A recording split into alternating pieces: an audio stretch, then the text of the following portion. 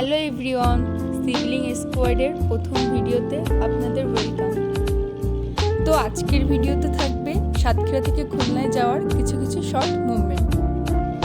তো খুলনায় আসার পরে প্রথমে আমরা গেছিলাম চরের হাট। এটা ছিল ঈদের সেকেন্ড ডে, সেজন্য এখানে অনেক ভিড় ছিল।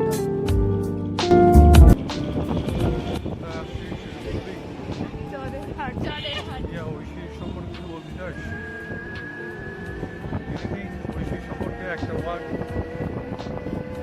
আটা জানলে জীবনে আসতাম না, কিন্তু জায়গাটা মোটেও এত খারাপ না। এখন অনেক সেই জন্যই তো জায়গাটা খারাপ না, কারণ জায়গাটা নোংরা। না না না, আজকে অনেক ভিড়, এই জন্য খারাপ। তো সব জায়গায় থাকে, তাই বলে একটা পরিবেশ মানে কথা থাকে না। ওইখানে পরিবেশটা অনেক সুন্দর, যদি হালকা বৃষ্টি পড়ে, হালকা বাতাস হয়, এমনি অনেক সুন্দর লাগে। সবাই চরের হাট আসবেন এবং আমার কথা এই মুখটা থেকে সবাই একটু ভয় পেয়ে থাকো। এমনি নর্মাল ডেতে পরিবেশটা অনেক সুন্দর, কিন্তু ওই দিন অনেক ভিড় থাকায় কোনো এনজয় করতে পারিনি, কোনো ফুটেজও নিতে পারিনি। তো আমরা ওখান থেকে তাড়াতাড়ি ব্যাক করে বাসায় চলে আসি এবং প্ল্যান করি যে বারবিকিউ পার্টি করব। রাস্তায় আসার পথে অনেক জ্যাম ছিল। তো বাসায় এসে আমরা বারবিকিউ পার্টির জন্য মাংস ম্যারিনেট করার প্রিপারেশন নিচ্ছিলাম। আর মা আর বড় মা লুচি বেলে আমাদেরকে সাহায্য করছিল। গরম লুচি আর বারবিকিউ আমাদের সবার ফেভারিট। এর মাঝেই দেব আমাদের জন্য পিৎজা ট্রিট দিল। মাংস ম্যারিনেটের জন্য মশলাগুলো ভালোভাবে মাংসের সাথে মাখাচ্ছিলাম। এখানে আদা রসুনের পেস্ট, গরম মশলার গুঁড়ো, জিরের গুঁড়া এগুলো ইউজ করেছিলাম। এছাড়াও দিয়েছিলাম টক দই আর বারবিকিউ মশলা।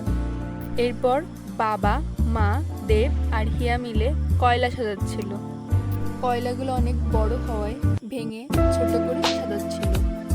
কয়লাগুলো জ্বালাতে গিয়ে আমাদের অনেক স্ট্রাগল করা লাগছিল। এরপর আমরা ম্যারিনেট করা মাংসগুলো দিয়ে দিলাম। ফার্স্টের দিকে কয়লাগুলো না ধরলেও পরে ধরে যাওয়ার পর আগুনের তাপ অনেক বেশি ছিল। মাংসগুলো ভালোভাবে কুক না হওয়ার ভয়ে আমরা আরও বেশি কয়লা অ্যাড করেছিলাম। অবশেষে মাংসগুলো ঠিকভাবে কুক হয়েছিল এবং ভালো স্মেলও বের হচ্ছিল। কিন্তু বেশি তাপ হয় মাংস কিছুটা ওভার কুক হওয়া শুরু করে।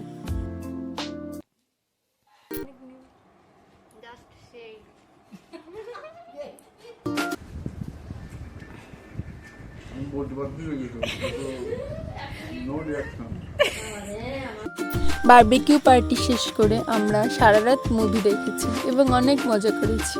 দিনটা অনেক ভালো ছিল। থ্যাংক ইউ বকবক শোনার জন্য।